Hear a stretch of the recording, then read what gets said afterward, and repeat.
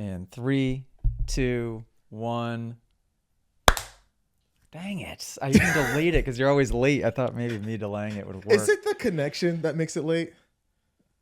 It must be your Texas internet. I don't know. I'm going to blame it on your Texas internet. The Moto Academy podcast, we're back. We're back. Look at us. I thought we missed the week. Turned out we were a week ahead. So we've been consistent. You guys would have last seen us actually in person. I think would have been the last episode, right? Which, by the way, I've been getting such good feedback on that one. And we'll talk about it a little bit later about Southwick. But, dude, people are like reaching out like, dude, you guys together, it was hilarious. The insight was quirky. The topics were great. The bouncing off of each other. Which, by the way, people don't know. They think that we met like recently. Like, oh, I'm so glad like AJ met you to be able to do this stuff. I'm like, wait, what do you mean, dude? Like it's weird that people don't know the backstory. But dude, like I got Tony to listen in, and he was dying laughing about like all of the stories and like talking to him about, you know, like hearing the concussion story. Like, should Tony Cat go to jail? And my dad was like hollering. He's like, dude, we didn't know any better back then. I'm like, yeah, with my like $40 helmets trying to save cash. Like, we didn't know. So great feedback. And thank you guys for watching and supporting. And I'm just hearing such great things about not only the pod, but the Moto Academy. And it's great. So thank you guys. Yeah. The podcast numbers, which Dave, we should share them with you so you can see them, might be helpful. Are they doubled and then they doubled again, and they've been leveled out at that point a little bit here the last couple of weeks. But I mean, if you rewind 7 weeks ago, we literally have almost, you know, more than 3 times the amount of listens per episode that we used to. So something happened along the line. I think it is, you know, people are listening a little bit. So I'll take it. It's good. I will say, there is something to be said for in-person episodes, doing them face-to-face. Although this is pretty, it's still good. There's something different. There's something different about being in person. So I honestly, I think we have to do at least once a month in person. Yeah. Like it makes sense. It's so easy. And number one, you're close to the airport. You're close to my house. So it makes sense. We have to do a once a month. It's too much fun. It's too much fun. It looks better. The conversation maybe flows even a little bit better. I hope you guys, and if you haven't checked it out, listen to last week and watch last week's episode. Give us some feedback on that. Let me know. Before we dive in, we're on tour. Moto Academy is going absolutely everywhere. We actually just wrapped up our first 5-day camp of the year. Moto Academy Summer Camp at Winchester Speed Park in New Hampshire. Dave, I can't wait to tell you about it because it was completely epic. And then I fly out today to go to Baja Acres in Michigan, which is supposed to be a really epic track. I've never been. Okay. I'm a lot to unpack there. Summer camp. I'm stoked to hear your feedback on it because I heard from the other guys. I'm stoked to hear yours. The tour is just, every time I look around, Al's posting something different about like another date. So that's incredible.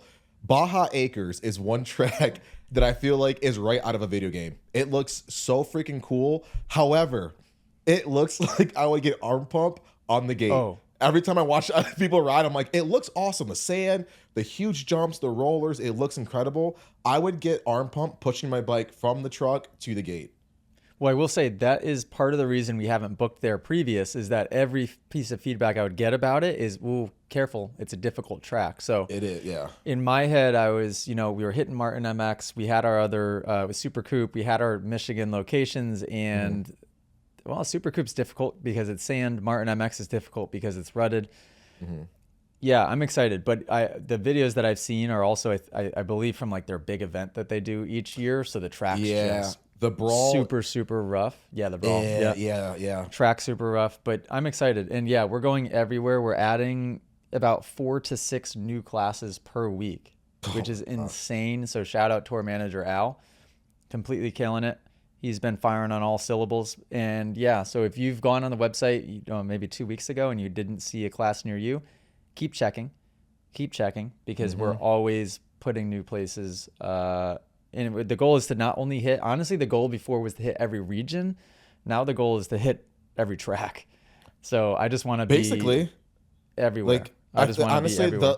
The list of tracks that you haven't gone to is probably a lot smaller than the ones that you have gone to, because literally it used to be like, yeah, you kind of meet up at like your regional tour date, but you're at tracks where I'm like, I have never heard of half of these backwater track to end up looking super freaking cool and being like a really cool class destination. And it's so cool. So this is kind of a new thing that we're going to start doing here, is that Al brought up a really good point.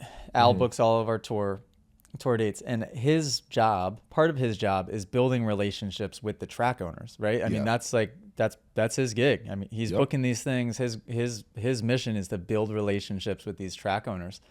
And he said, AJ, why don't we leverage that a little bit more? I know you do some of the approved track programs for select tracks where you'll feature them a little bit. You'll make a YouTube track review. Why don't we take the angle of the track owner and following the story, or not following the story, but creating a story around the track owner? Because when you go around to all of these places, all of these track owners have crazy cool stories. Yes. Because that's just what the sport lends itself to. Most of these tracks are either losing money or maybe break even, or if they are profitable, it's not enough to where they're doing it just for the money. I mean, this is a passion project for all of these people. So therefore it creates these amazing stories. So, and that was such a good idea by Al. So what we're going to do now is, when we have our videographers going to more and more of these classes, which we're offering media passes, by the way, guys, at more and more of these classes moving forward. So keep your eyes peeled, because we'll have Ethan, Cowie, Ryan, Cohen, we'll have our videographers at more and more of these things. We're going to feature the track owners. Perfect. And so, yeah, I'm excited about that because it's always a cool, different dynamic. With Winchester, you've got Deb and Fran, a husband and wife that live literally on the property. Yes. He works a full-time job. She runs the show. Like, it's such a cool, interesting dynamic that I think people would love to just hear more about. Oh, definitely. Why they got into it in the first place. There's so much behind it. Speaking of our tour, Coach Mitchell is at 80K MX in New York today. Ooh, good track. Really, really fun track in the Adirondacks in upstate New York. We're going absolutely everywhere. We have another summer camp next month in Winchester again.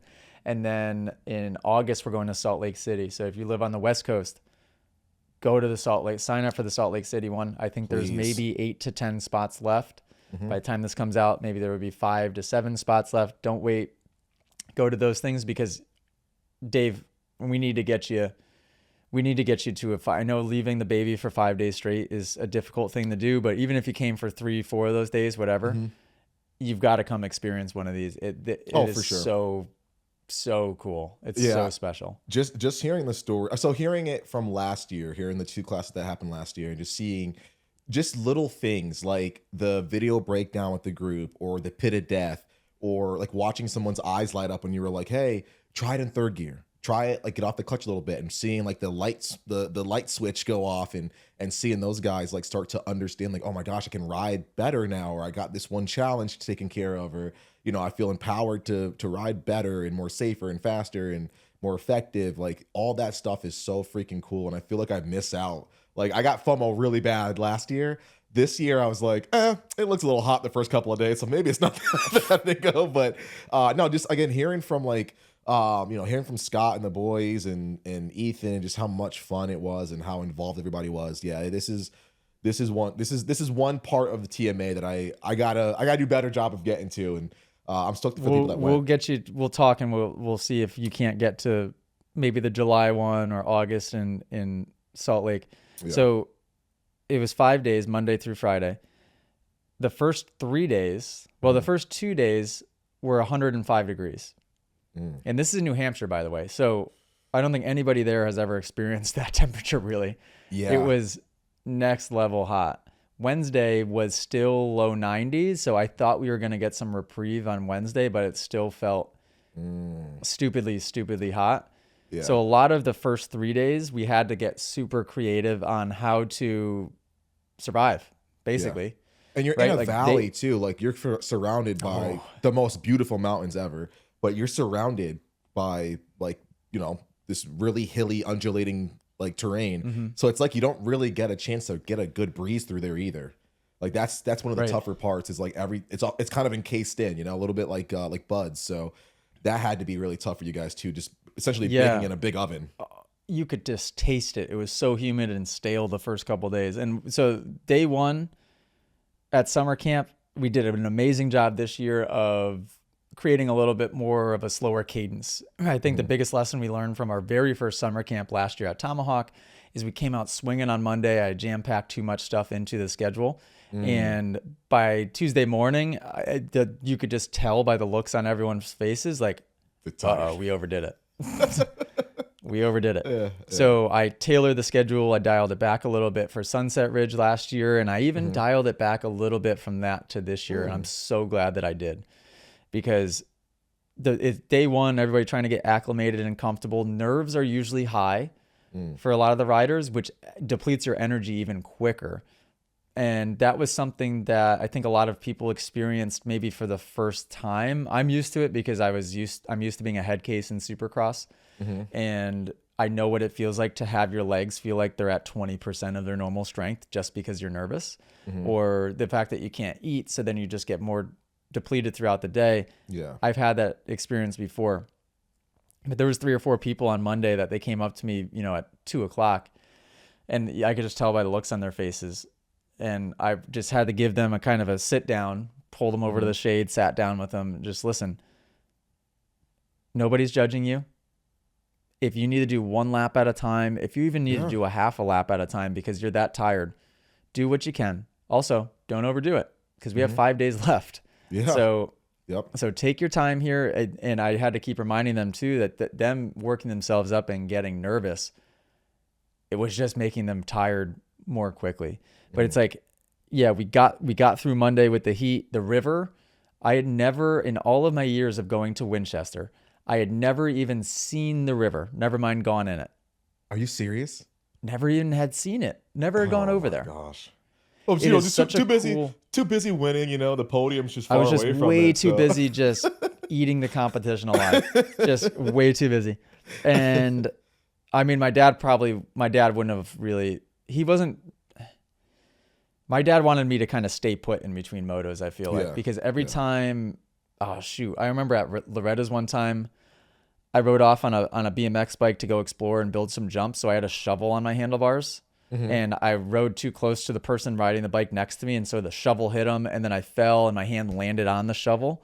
And I don't know if I've told this story in the podcast. I have the scar right here.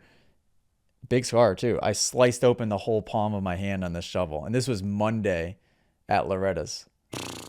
So just imagine how my dad reacted.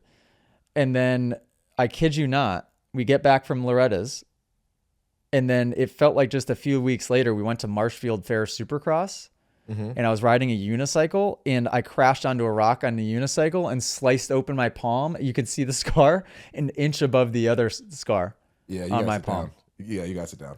So my dad was just like, AJ, what are you doing? What are you doing here? Yeah. So no river at Winchester. So all that to say, no river at Winchester Speed Park. This was the first time I saw it. It's so cool. There's a little, like, not cliff jump, but you know, like a little 5-foot ledge to jump off. Yep. There's 2 little rope swings set up, which are like perfect height.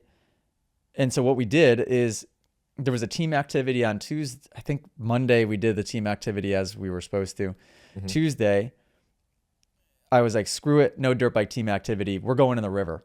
This was midway through the day. It wasn't even end of the day. I said, everybody get your gear off. We're going over the river and we're going to hang out in the river for an hour. And we did. And it was like the reset that the whole group needed. It was perfect. And another thing that we did on Tuesday, and this might sound obvious, is when we were teaching, we had everybody in the shade. For Monday, everybody was in the sun the whole day, and it just ate us alive because the sections we were working weren't close to shade. Right. So it wasn't like it wasn't something on our minds like, all right, well, we're working this section. So we're going to stand by this section. It almost makes sense to do like stations almost, you know what I mean? Like bring like a 10x20 and just have it, you know, have a group of people either move it or roll it up or something, or have them preset at designated areas so that you can have that bit of shade. Cause it's tough just riding dirt bikes, but when it's baking and you're a little nervous because, you know, you're a lot of people there, you don't want to make a mistake. And like, you know, some of you see like, you know, the people that you watch on TV a lot, you see the TMA staff and everything. it can get the nerves going, like you said. It could get you a little bit depleted. So yeah, I think that would be a really cool one, even like a water station at each one to get people to kind of relax and. And that was something we learned from the last year's too, is we did have water stations set up. Thank God we had LMNT set up at the water stations. We had 5-gallon water jugs set up. We went through 20 gallons of water on the first day, and then I think 15 gallons every single day after that. And that was just people popping into our water stations, right? And we went through, I think, like 500 packs of LMNT.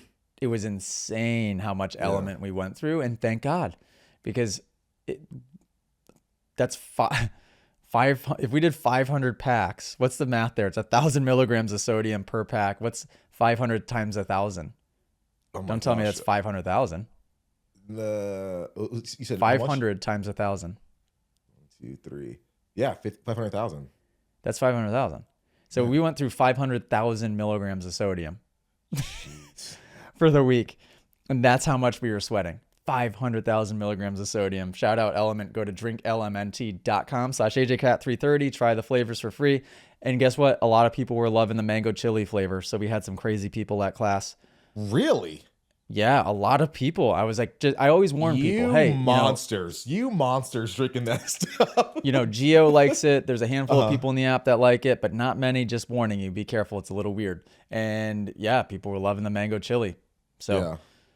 And then what I would do is I would the orange and she's been buying the orange and the grapefruit. But I've been telling her, like, get the lemonade. I want to try the lemonade one.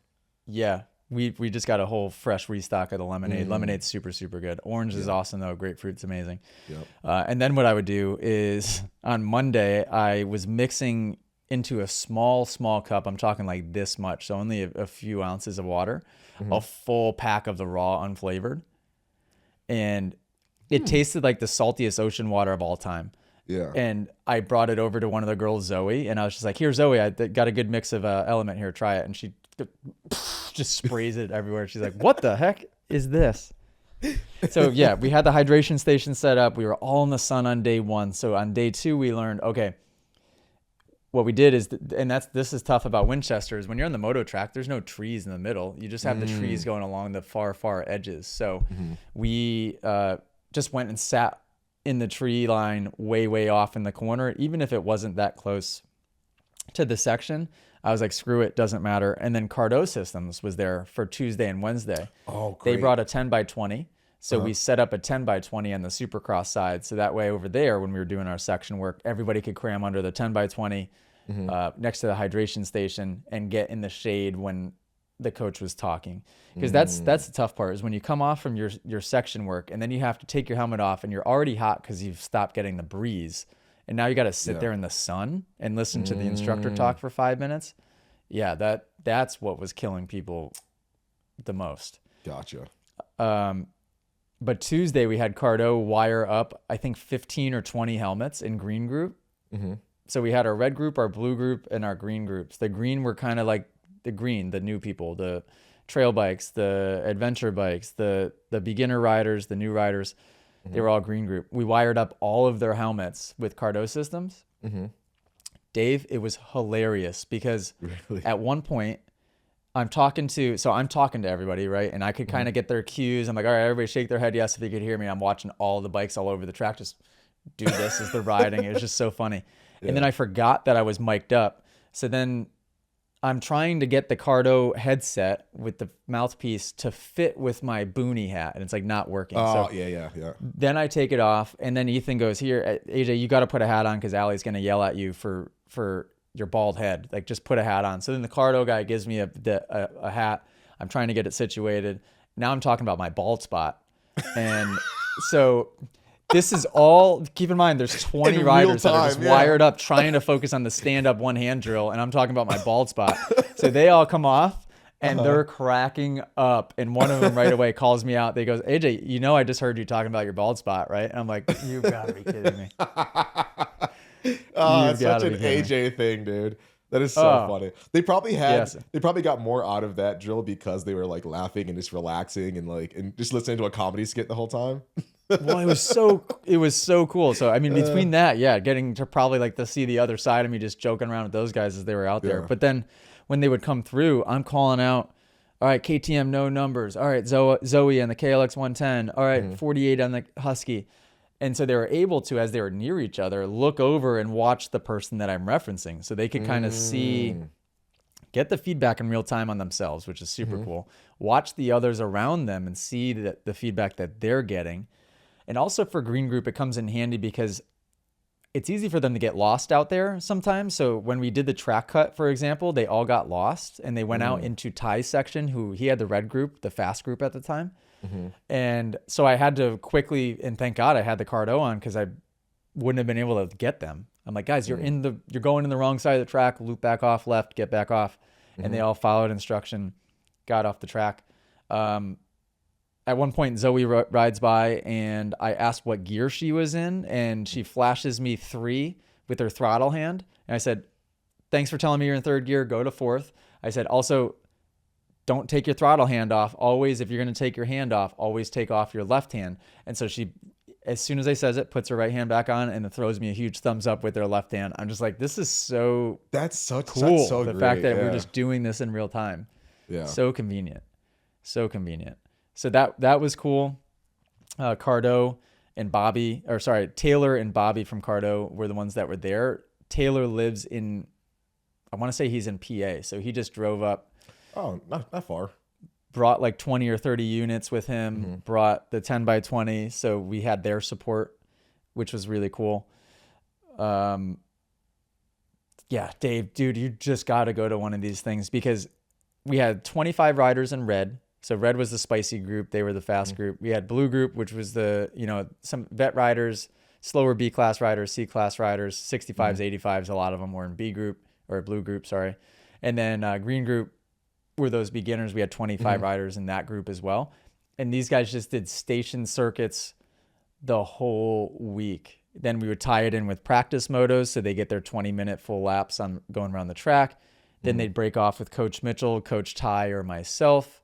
We had Premix Papa there as an assistant coach. So Premix Papa was just bouncing around the whole week, having good one-on-one conversations with people, pulling people aside if they needed the one-on-one help. It was just the best learning environment. What you need to do is go in the app and go into the summer camp feed.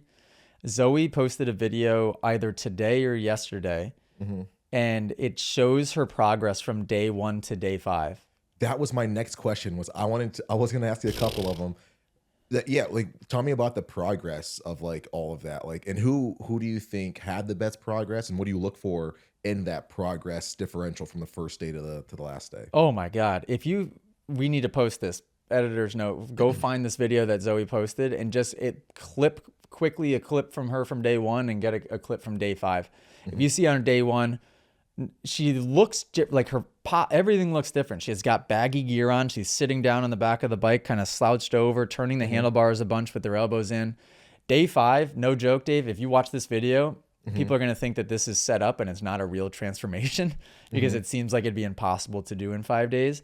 She is standing up. She's got a tank top on with her chest protector on top of the tank top. She's got her butt driven off the back. Her elbows are up, and she's launching like this 50-foot tabletop on her KLX. So it goes from looking like a person that's never ridden before to just attacking the track. And the progress wasn't even that shocking in person because I was there each day and seeing it. Yeah. But when I watched that video, I was like, oh my God, I forgot what you looked like on day 1. That's insane. Insane. Because it's 5 days of just eat, sleeping, and breathing it. These guys would wake up. We would have our morning run at 8:45 in the morning. We would do our team meeting at 9:15 in the morning. So what I was doing is each morning at these team meetings, really integrating mindset for the day, right? So a lot of it was talking about setting intentions and goal setting and being process oriented instead of goal oriented. So really just detaching from outcome, right? Because if you're nervous, if you're stressed out about what may or may not happen, or placing all of your value on some result that you want to see, some race result that you want to see, you're always nervous. You're always living in the future. So I was constantly packaging it in this mindset that was then talked about all throughout the day. We would then do practice motos. We'd dive into our section work. We would do lunch. We're even at lunch. Everybody's grouped up. A lot of the guys are grouped up in the pavilion, having conversations one-on-one and learning during lunchtime. And then we do our film study, which you would really enjoy this. At the end of the day, we would toss onto the big screen all the footage from the day and go through. So everybody would get a chance to see themselves, get the footage breakdown. We would live stream that in the app, which was pretty cool too. And then I would tie in, of course, some good mindset conversation. Yeah. Even talked about meditation and breathing practices throughout the week. And so it's 5 days straight to rewire and to change as a human. Love that. Right? Where one day is amazing. These tour dates are amazing because you can gather all the information that you need for yourself. Definitely. Yep. But you're not breaking a bad habit and you're not forming a new habit in one day. You're just gathering information. I always say it's like you get so much out of a 1 day class that, you know, that the Moto Academy offers. The camps are almost like putting like a nitrous system and a rocket engine on a Ferrari. Like, you're already getting amazing experience with that 1 day, and you do level up so much, but it's just exponentially better when you do it and apply it in the camp setting and do it, like you said, eat, sleep, and breathe it for 5 days while you're also getting camaraderie and getting support from all of the other students as well that are there trying to learn. It literally is like putting like super fuel in like an already really cool package. So that's kind of like how I think about it. Yeah, you get to immerse yourself in like a new reality for the 5 days. Yep. Right? You don't have to worry about work or school. You're surrounded or other people that are kind of trying to tear you down, whether it be intentionally or not intentionally. You're there with, I mean, think about it. Between the students and the parents and the siblings and everybody, there was 150 people there easily. So you're there with 150 people for 5 days straight that are just trying to accomplish the same thing, that are dedicated to just trying to level up and get a little bit better. And I saw on day 5, the feedback that I was getting and what I was seeing was incredible. I had one of the riders come up to me. He was in his early 40s. I think he was 42. And he goes, AJ, I don't mean to be like, sound like a teacher's pet here or kind of blow smoke, but this is the best money I've ever spent in my entire life. He goes, I came into this thinking it was going to be an educational experience, but the amount of fun that I've had, he goes, this is just, I'm going to tell everybody I know about this. This is unbelievable. Just how everything had a fun factor to it. Yeah. And so they almost at times didn't even know that they were learning because there was always a game, there was always a challenge attached to it one way or another, which was really cool. I love that. The oldest rider at camp, shout out Barry. I need to figure out exactly how old he is. Let's say he's 50 because he was either late 40s or early 50s. Barry comes up to me on Friday and is tearing up and crying. And he goes, AJ, I just want to tell you, at 32 years old, what you've been able to put together with this is more special than you could ever know. He goes, I've spent the last 35 years building my family and building my business. And at times, I don't want to sound selfish, but at times it's felt like I haven't had any time for myself. Right. And he goes, this week was for me to focus on me. And this is when he started crying. He goes, I don't want to sound dramatic, but he goes, this week was life-changing for me. And it was one of the best weeks of my life. And this is a 50-year-old grown man that, by the way, used to race professional in the 90s. Wow. Right? Shows up so he's to seen summer it. camp. Yeah. He's seen a lot. Yeah. So he's been there, done that, trying to rekindle his passion for moto, trying to learn and rewire even after being pro 30 years ago. He started in red group, which was the fast group. He, midway through the week, decided that he wanted to drop down to the blue group so he could go even slower and focus more on what he was doing. I mean, that's the type of people that you attract to these things. So it's like, I can't even put it into words, the feeling that you get being there. It just charges you.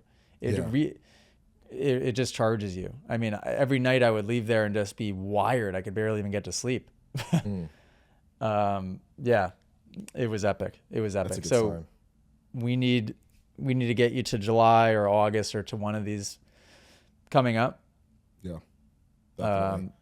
And if you guys listening have any within a 20-hour radius of you, try your best to get to one. You won't regret it. It really ties in. It packages everything that you think that and hope that the Moto Academy would be. We package that all into those 5 days. I would like to think really, really well. Yeah. No, I'm just hearing it back from the team and stuff. It's it sounds pretty freaking cool. So yeah, I'm bummed that I missed it. I hope everybody that hears this gets a chance to sign up, experience it for themselves. And one thing that I love, and we can move on to other stuff, but one thing that I love is you don't have expectations on speed when it comes to summer camper classes. And I think that alone this sheds a layer of expectation and nervousness and, oh my gosh, if I don't go fast, I'm gonna look like I suck and blah, blah, blah. Where I think that's a traditional approach. Cause we used to do classes all the time out, this is way before we even got to like puberty probably. And I would be so nervous, just like, oh my gosh, what if I don't go fast? What if my dad's even not going fast? What if the instructor thinks I suck and all the other kids are faster? And like one thing that you said one year to somebody was, we don't care about your speed. You're not going to impress any of us with speed. We've trained with Jett Lawrence. We've trained with, Adam Cianciarillo. We've had Yamaha factory guys here. We've had so many fast guys. Your speed is not going to impress us. What's going to impress us is if you take these fundamentals and just display them the right way. We don't care how fast you do it. And that alone, I was like, man, if somebody would have told me that when I was on like 80 super minis, first year on big bikes, that would have allowed me just to absorb what I was learning so much more. And you could see everyone's like, what the heck? Like, why? Like, that's weird, Yeah. But it really is true. Are you sure? Exactly. Yeah. And like a lot of the praises that will come from class or come from summer camp is it usually comes from the green group. I'm not gonna lie to you. Like you said, like with Zoe, the change and like the difference from day 1 to day 5, it's night and day. And a lot of them don't have the bad habits. They don't have I've won a couple of races or I've done really well with what I've been doing. So I'm obviously speed is a thing, or I have to keep doing this, but you're going to get a lot of thumbs up and oh my gosh, and the camera on you. If you just slow down, go slow, not slow down, go slow, and just have the correct TMA posture, have the right mindset going in, keep the eyes up, and really, really take in what these guys are teaching and implement it. That's when people are going to be like, dude, that was pretty sick. And I can think of one person in particular. We had a 50 rider who's now, I think, on Super Mini, so you should feel old, AJ, who Travis Schneider on a Cobra 50 would show up to class, and he's going for 50 class, he's James Stewart. But like in terms of the groups that he was with, yeah, he's one of the slower ones. He's on a 50cc bike, but we use him, pretty much every single class he was at. I think you used him as the, hey, look at what Travis doing. Like Travis, elbows up, he's in a TMA tack position, his eyes are up, he's thinking a little bit ahead. He's not rushing, he's in the proper posture.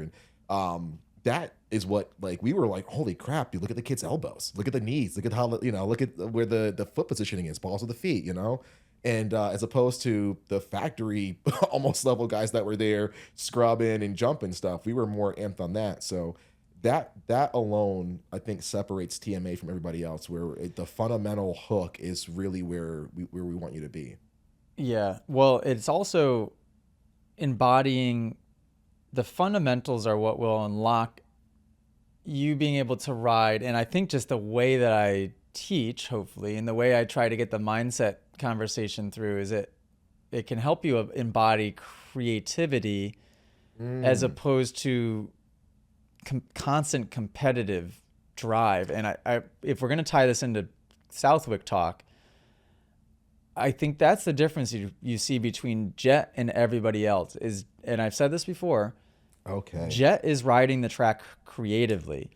Thank you. Yep. And I want to say he's one of the only guys doing that. Everybody else is in survival mode, just trying to pound away at that track, and it's like that track is their enemy and they're fighting it. Where Jett is just artistry.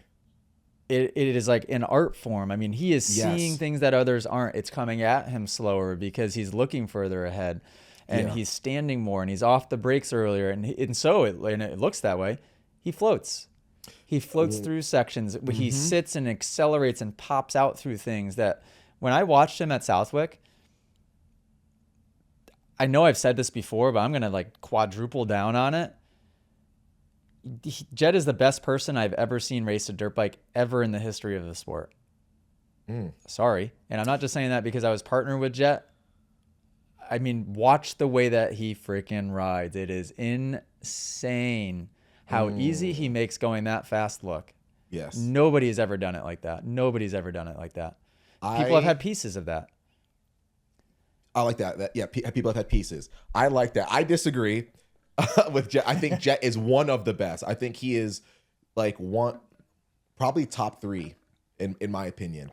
Or maybe, top two. I'm going to say, no shock, I'm going to say JS7 only because he has that level of looking at it differently. When I watch James ride, when I watch Jett ride, I look at Moto as the reason why I like it is because I can interpret motocross, which is already cool, in Dave's style. AJ can interpret it in AJ style. Everybody has their own style of the way they can interpret and execute this thing called motocross. We have the same canvas, but our paint brushes and the way that we use our brush strokes and whatever is going to be a little bit different to create the same art, I guess. So when you said it was like he's perceiving things differently and likened it to art, that's what's super cool to me is you and I can take a corner and do it 10 different ways a piece, and it's going to be some are pretty, some are going to be ugly, but the outcome is we both went through that corner. They look different based on our interpretation and our implementation. So I love that. The way Jett differentiates himself from the rest of the pack with the way that he rides and he floats and the jumping through breaking bumps, or the way he corners a little bit differently or breaks the track up into segments differently. Stu had that same level where he was seeing a different track. Nobody was thinking, I can 4-3-2 this. They were like, okay, right. Well, 2, maybe then a 3. Then it's like, Stu is like, no, I'm going 4-3-2. This corner, I'm going to cut it under, and because everyone's going to go outside, that my corner looks differently. My start looks differently. The whoops, I don't have to even touch the first 2. I don't have to touch the last 2. I can jump halfway through and jump out. Or I forget, Vegas one year, it was him leading, and I think Reed was behind him. They had a small roller, almost like a speed check before the whoops into a right-hand corner. Stu just launched off of that over the whoop section completely, and then on the last whoop and hit the corner. Guarantee you no one else thought of that. Like his interpretation is so much more different. And I think Jett has that. Jett embodies that the same way that Stu did. I think what makes it really, really great with Jett is because the people that he's doing that on, that separation, are world-class champions. Not to say that the people that were racing Stu at the time weren't, but when Stu came into the scene, there weren't as many Rickies, there weren't as many Chads. There was maybe 3 or 4 guys that really had something for him. Where Jett, he's got Tomac, he's got Sexton, he's got AP, he's got Cooper, he's got Wet. There's so many people that are also world-class athletes. Where I think that's the biggest difference that I see. But I love. Well, and a big difference that you see too is that in like James, for example. Mm-hmm. Rode flat-footed a lot of his career, right? So yeah. I mean, you see James do stuff, and it looks as scary as you would imagine that it was going to look, because it looks crazy, right? Yeah. I think the different part about Jett is he does things that I'm sure that the normal, like especially at Southwick, especially somebody that has never ridden Southwick and can understand how difficult it is to take some of those sections, can have zero appreciation for it. Where James, you could have the appreciation as an outsider because you could see it and be like, whoa, like that was crazy. Yeah. Where Jett, it's like he's floating on a cloud, so again, it's art. It's different. Yes. Not to say that it's better or worse, although yes, riding behind the balls of your feet versus flat footed, I would argue certainly is better, but it's amazing. It's amazing. But he rides the track differently. Prado, even watching Prado in second, when he was able to unlock a little bit of extra confidence, even just being up there for a little bit, you started to see flashes, because I don't watch MXGP. I don't watch barely anything. You should. I don't know what Prado looks like when he rides, really. When Prado, actually, James made a good point. He goes, George has been out there, not Jorge. Not Jorge. Yeah. I don't know if you heard him talking about that.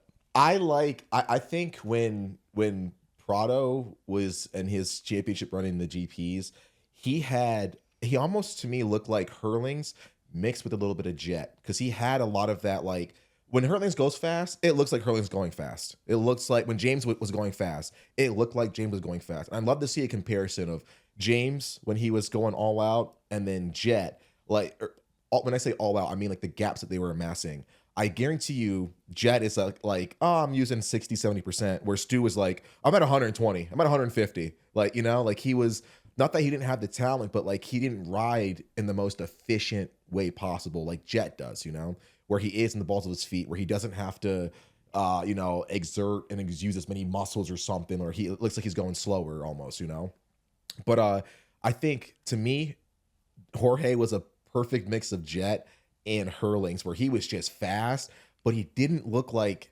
it was difficult for him. He looked so comfortable. Yeah, yeah, he did. And then he ended up crashing, didn't he? He didn't get second. Yeah. Oh, dude, I was so disappointed. I was so sad. I was like, no, we were almost a coward at the podium. We almost had this. That's also fine though. And James made a good point when it came to this. He goes, Jorge could pull off the track at this point, and he did what he needed to do. Yeah. Right. Still showed. Yep. I think it just takes sometimes. You got to remember what that felt like, and you sometimes can start to question, like, oh, can I do this? Can I? I mean, he's won so much that you would think he can still remember what that feels like, and he believes in himself. But that's the hard part about this sport, is you keep going out there and you keep getting proven wrong. It can be easy to change your mind and to set your goals a little smaller, to accept defeat a little easier. When you just keep getting proved otherwise, you can fake it till you make it all you want in a lot of other aspects of life, because you don't get that instant feedback of, nope, you suck, as quickly as you do in moto. Yeah. But Jett just, and I was shout out NBC or whoever the heck does the Peacock, whoever does it. What they would do is they would go on their break, and then they would just let the sound play, and they showed Jett a lot, just with no talking. Yep. And you could just watch him uninterrupted, listen to the bike. That's the stuff. If you are listening to this podcast right now, go back, watch that over and over and over and over again.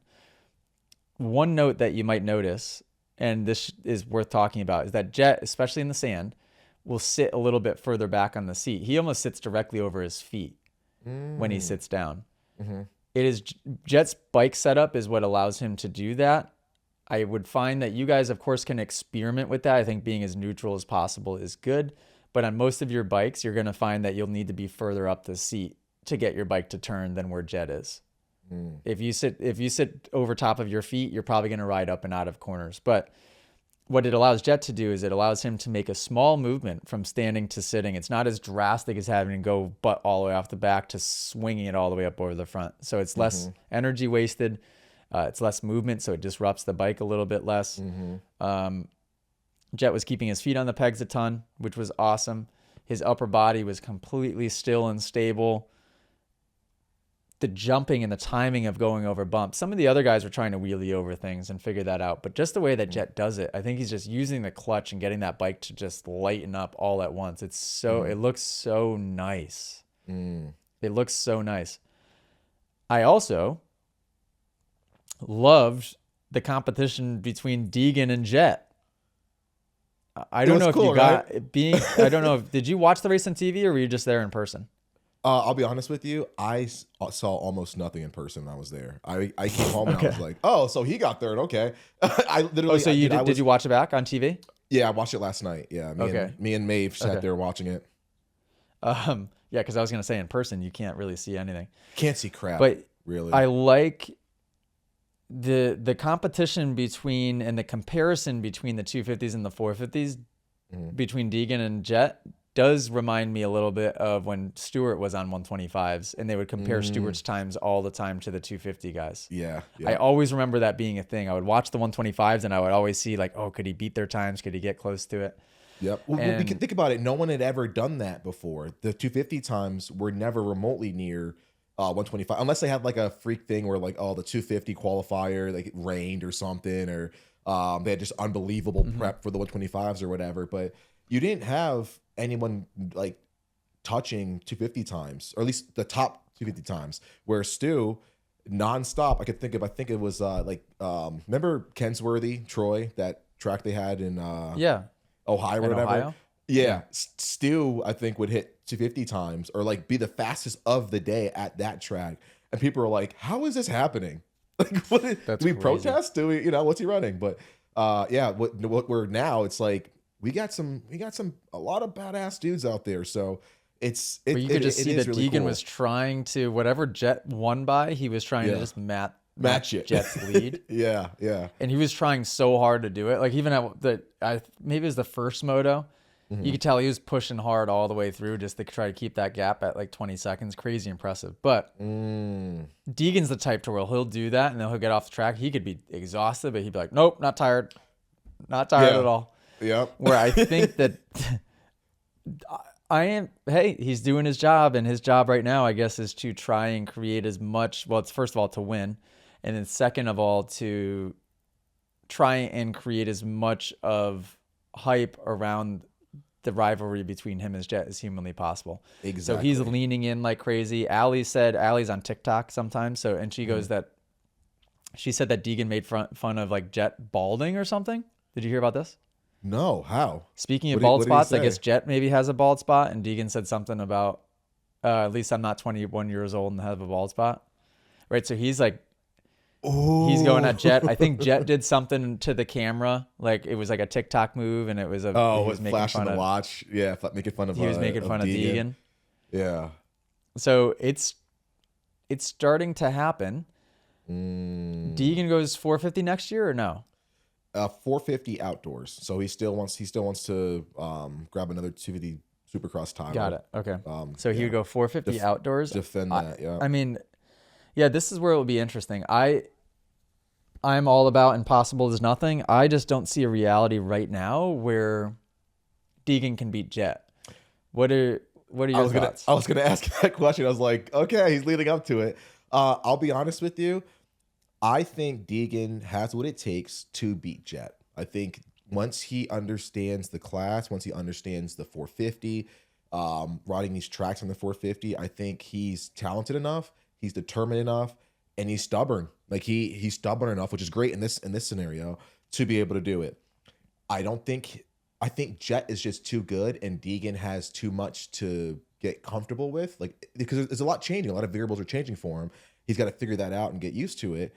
I think Jett's just too good right now for it to happen immediately. I think he will push Jett to another level. I think he will be very fast. I think he will be very competitive.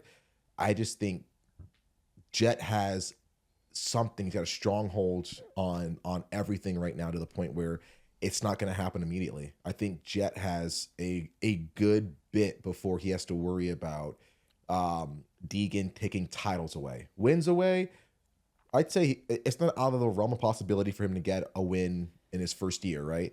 I just think Jett rides too in control, is too fast, and is too much in the driver's seat right now to be able to allow that to happen. Do you think that Deegan's size plays a factor getting onto a 450? Do you think he's at a disadvantage there? I don't think so, because he's strong. The kid's strong. You're watching the way he rides at 250. I don't think so. And it's the same thing like Ricky. Ricky was kind of built a little bit like Deegan. I'd say he was a little shorter even. And Deegan's got bigger chest muscles, bigger shoulders. I think he can handle that ride pretty decently. So I don't think size is going to hinder him. I think Jett being a little on the taller side helps with him being able to be as smooth and bounce through things and tire tap here and there and conserve energy a little bit better. But yeah, I don't think it's a huge hindrance for Deegan. He's a strong kid. I'm curious how much he weighs. I'm also curious how much Jett weighs, because Jett, sometimes when you see him from the back, like packing his gait, standing up, skinny, he looks like Michael Phelps. No, he just has crazy broad shoulders. I mean, it's just he looks like a swimmer. Like very like V'd out. V'd out. Yeah. Yeah. So yeah, I do notice that, but I will say, like, look at something like knowing him and seeing him in person and stuff. I'm like, man, these top pro guys are a lot skinnier than I thought, man. Like, driving me crazy. Also, side note, this is completely separate departure, but I have to talk about this. I had my day ruined on Saturday because I was under the PRMX tent because it was super hot. And I'm just sitting there, and I didn't realize that a lot of these teams now have the outdoor showers where before they would have had like the ice, the ice baths they kind of sit in. And a few teams still have those, but they have like the outdoor showers to kind of like, clean up between motos and stuff. And I'm just sitting there and I look up and I just see 3 different teams. Dudes just have their ass out, just soaping up their butts in the water. I'm like, dude, this is the worst. I had to like turn my chair. I was like, dude, I looked up at So that's where they put your worst table? time. They just put Dave in the shower area. They just put him in the locker room. Just watching all these dudes. I'm like, perfectly eye level. I was like, I got to get out of here, dude. I want to go home. But no, yeah, Jett in certain angles looks like tall and skinny sometimes. But yeah, he does have a pretty broad back. Where a lot of these guys do too. Like a lot of the top dudes, they're built kind of the similar when it comes to like the chest and up. You know what I mean? Like they're all some. How much would you dudes. guess Jett weighs? Mid 160s. Okay, I would guess more. Well, how much would you guess Deegan weighs? Deegan's a little more like, I'd probably say lower 160s. They're probably around the same. Yeah. See, What do you think? Less. So I would get this is an interesting conversation because I think it's an important one. I would guess that Deegan he's not very tall. I bet you he's 148. I bet you he's light. I don't think so. I mean, I'm 157 right now. I'm 5'11". I'm easily 3 to 4 inches taller than Deegan all day long, right? How much are you? 157. You're 157? Yeah. No way. Are you that light, dude? Tiny. Yeah. Jesus. Well, I hope you don't get robbed soon. Good Lord. So I'm going to guess Deegan, somebody comment on this. I'm going to guess that Deegan weighs 148. I don't know if they'll disclose this information or not. I'm going to guess that Jett weighs 169. At least. I would even guess low 170s. Deegan just looks more like more muscular. Just I could be wrong. Maybe I'm just super off because I'm and I don't know. So. And I think ideal weight for a 450. I really think you've got to be up into the 160s. I think if you're in the 150s on a 450, it's too late. Yeah, the bike's going to start to ride you at times. What about like a J Mart? Or sorry, A Mart. Well, A Mart is heavier than what you would guess. He's dense. That's what I think of Deegan. I think Deegan's dense too. Yeah, maybe. Yeah, I don't know. I'm curious. Somebody comment below, help us out here. How much do these guys weigh? No homo. Interesting. Let us know. Did you see Race and Kyler's response to our pod clip? Oh yeah. So I'm epic. I'm angry at you because like I am a huge Race and Kyler fan. I've been a fan of hers for years. I've talked to other pro WMX women. Like, dude, like I am so stoked for when this girl gets to be like 250 size because I literally like watching her ride. I'm like, man, if Maeve could be half as good and aggressive, because like not only is she fast, she's aggressive. Like she attacks the track. So I'm like, man, if I could have Maeve like be half as good as that girl, like that would be amazing. So I've been a fan of hers since like for a long time. So to hear her like, hey, like that's really cool. I heard you guys talking about me. I'm like, oh, sweet. And she's like, but I think I can do it in my era. You guys shouldn't have said that. I'm like, God dang it, AJ. Come on, dude. Like, and I think I want to clarify is I don't think you said like, hey, we didn't say like Racing she won't be good in her era. Like she won't be the girl that does these things. Like, oh, all day. We would love that. If that happened early, great. I'm just saying like, I almost feel like you were saying she already won. Like she already accomplished more than like what people would expect of her. And like the pressure is not on her to do that because she's already created that stepping stone, which is a feat all on its own for the next girls to come up and be like, you know what I mean? So I think that's kind of like what you were getting at. But if it happened with Racing Kyler, all the better, dude. If she's the girl that takes us to like, hey, I'm the first female 450 or 250 Supercross champion or outdoor champion, let's go. Even better, dude. I'd love that, you know? So that was what I meant, was that I didn't think, and I won't defend this point of view because I believe 100% it just has to do with where their thermostat and where their ceiling is on belief. Yeah. I was talking about winning a 250 Supercross championship, let's say. So her response back was her saying, I believe awesome. that, yes, it will happen now. And I sent a voice note to her and her family on Instagram. And I just said, I love it, love it, love it, love it. I said, because this is what it's all about. And you believing in yourself. I said, hey, she's already won. You tell me you think you could do it. Guess what? I believe you can do it as well. Yes, Because it's whatever you think. If you believe it, that's your reality. Guess what? I believe it as well. So we went back and forth a few times. Then my team took over the exchange. She's going to go to some classes, which would be cool. We're going to get her on a podcast, which would be really fun. If I am not in person for that pod with her, I am going to kill you.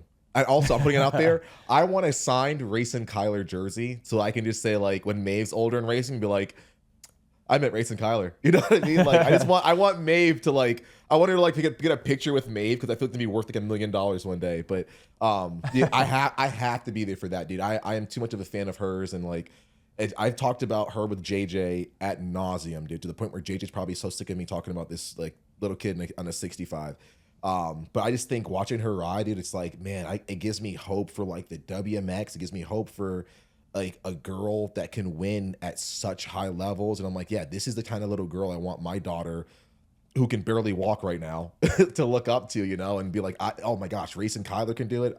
Maeve Drakes can do it, you know? Yeah. So. Well, because ultimately all of the conversation we have about the women's stuff. So if it's us talking about, me leaning into, I think a girl in the future can win a Supercross championship.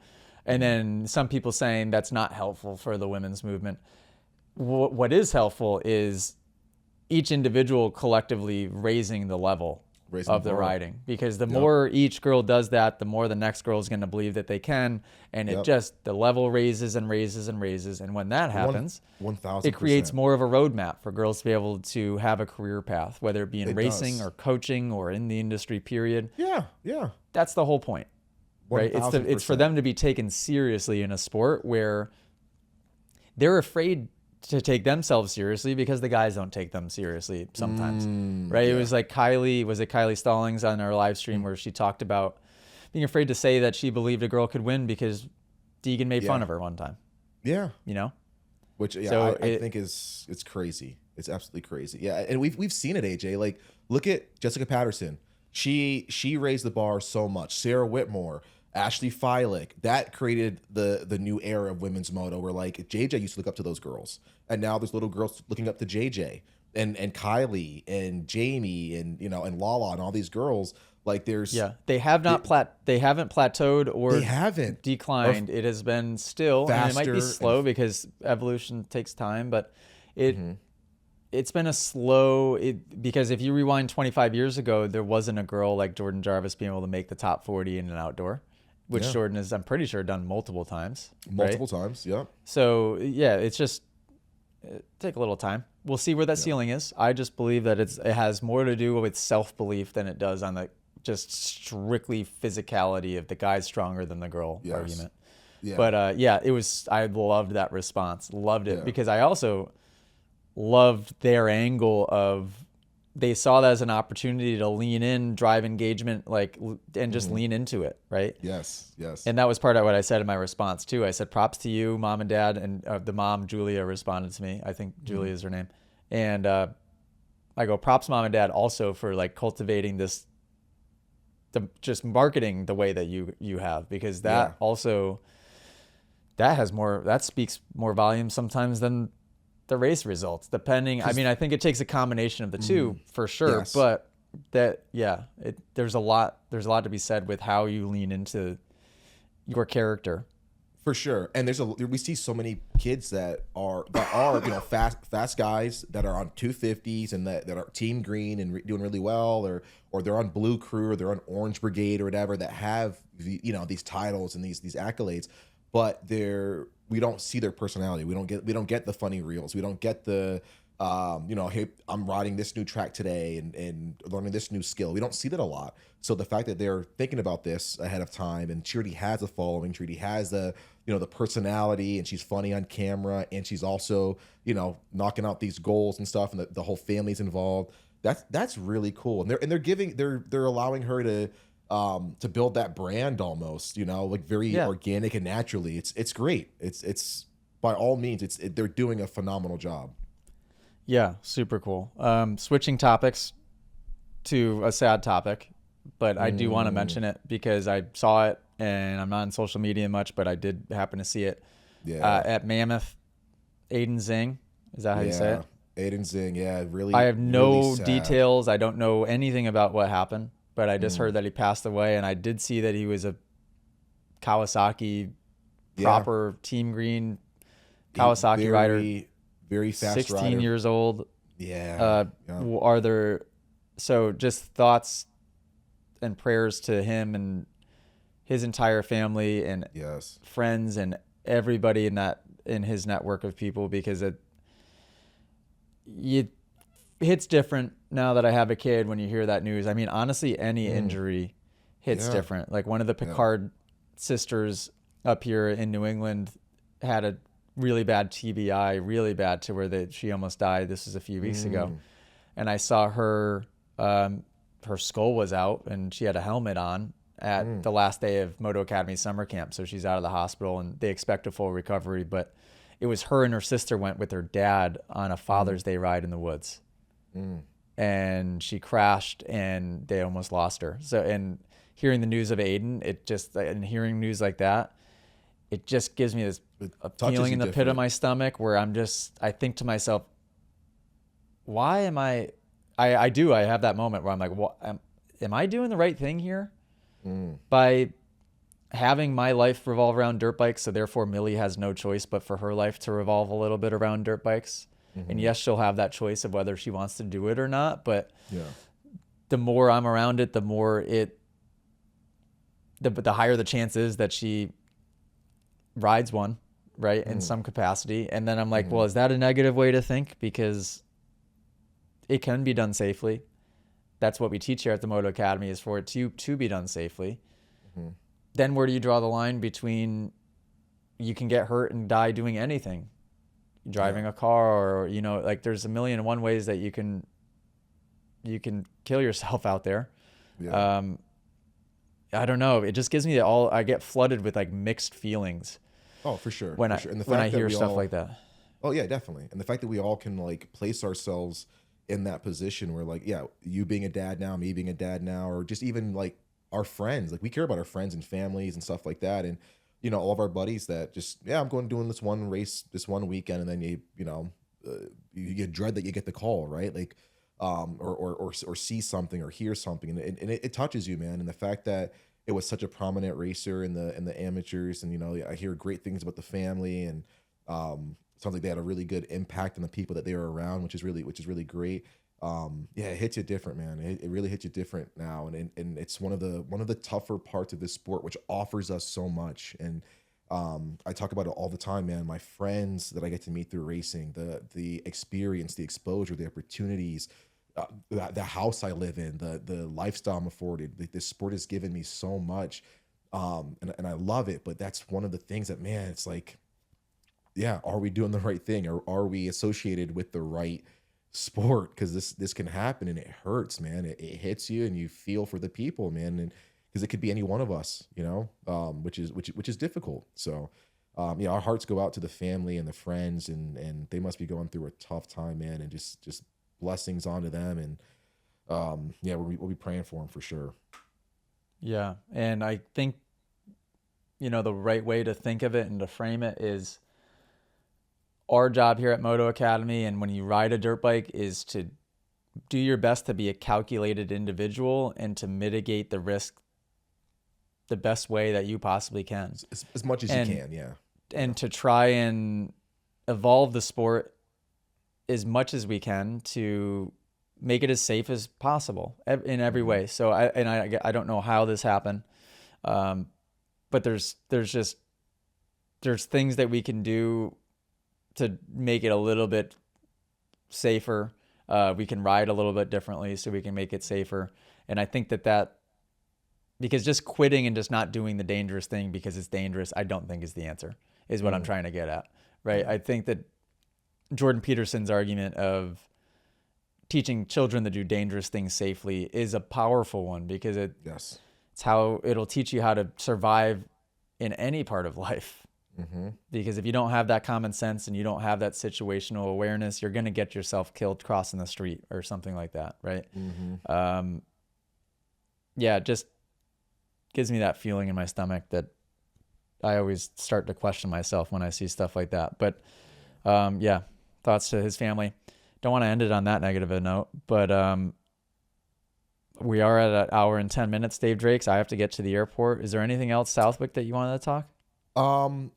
Other than it was a family reunion? Who'd you see? Oh, dude, I saw everybody. Dude, so right into like Trevor Brown. Got to hang out with Chris Corey for the day. Dude, we had Brooks qualified super, super high. Marty McIntyre was there racing. Got a chance to see Haysha. Dudes I went to high school with. Like, it's just going home feels so freaking good. Like, all these people that I used to ride with at, like, we used to race them at Moto Town or NEMA or NEMX. Austin Phelps, dude, got to see him and his family. I was just thinking of Austin Phelps the other day. Yeah, same. What is he up to? How's he doing? Doing good, man. He's got a great looking family. You know, he's been riding here and there. We were talking about it. It was like, man, could you, like, it'd be so great if we could like all have like a NEMA or NEMX reunion, and if we had like a NEMA around. He's like, yeah, Winchester and WSP is really the only place that like is kind of tailored for the mini guys as well as the big guys. So they've been racing that a lot. But he's like, man, if we could have that same era come back. Yeah, it was just great, man. Just seeing so many people that we have memories with and grew up racing with, and it was great. And everybody was like, "Hey, how's your dad doing?" I'm like, "Dang it, I'm here too." Like, Tony's like a celebrity. But I will say, I did have a ton of people stop me, and they're like, "Hey, are you Dave from the Moto Academy?" And I was like, "Kinda." And he was like, you know, or the collective, either one. But he was like, they're like, man, I love your pod. It's really cool that you guys are like talk about like, you know, racing at that kind of perspective and all the funny little clips here and there. So a lot of cool props on what we're doing with the pod. And yeah, it was cool. So I love seeing that as well. It was hot as all get out. So that was that was a lot to handle. The once it hit like noon, 1 o'clock, man, the sun came out. In the beginning, it was beautiful, overcast, 60 with a breeze. Light jacket is all you needed. It was great. And then that sun came out, and I was like, yeah, I'm ready to go. But it was great, man. The track shaped up well. I will say, Southwick looks a little bit different than when we used to race it as kids. Like just the way it flows now in the corners, and it has a different feel to it. Like when you watch people ride it. So I was like, man, it'd be cool to kind of get out there and ride it one of these days just to see how different it is from, you know. Oh, I would love to. I miss it. It looked good. Watching it on TV, it looked really good. Looked and I awesome. feel like I remember, because they haven't really changed that specific layout since even when I was there racing it. It's like the exact same layout. I feel like I could go there and figure it out pretty quickly again, just with the memory of the line choice that I used to ride with and all of that. Yeah. But it looked nice on TV. Maybe a little sandier than it has been the last couple of years. I think in the corners look a bit more like just bigger, like a little bit wider, and there's like deeper sand towards the outside where it looked like it'd be a little bit harder to rail it. But if you did, you were set up perfect around the other set of lines. But I always wondered this, because I don't think I raced Southwick on 65s. I think I don't have a memory of it, but I would always watch you guys, like you, Phelps, who else was in the top, whatever. What was it like racing a stock 65 there? Like, because you guys made it look like it was easy, but I'm like, man, how are you doing that? It looks miserable. No, and well, I told you this before. I'm pretty sure that my dad, I mean, the sand tires were not on my bike ever. So yeah, I never liked Southwick, because that was the one track where I would always, I don't know if I was getting beat or if it was just always closer, or like Southwick is the one track where I would go to and I'd be like, I don't know. Yeah. So I hated that track growing up. I hated that track until I got on big bikes, and until I was maybe a year or two into pro riding, where I got a chance to kind of experience the track a little bit different with a bike that was maybe set up a little bit better for it. And then I began to really have appreciation for it. On 50s, hated it. 65s, And first year in big bikes, hated Southwick. I still don't like it. I mean, I like it for the people and like the memories.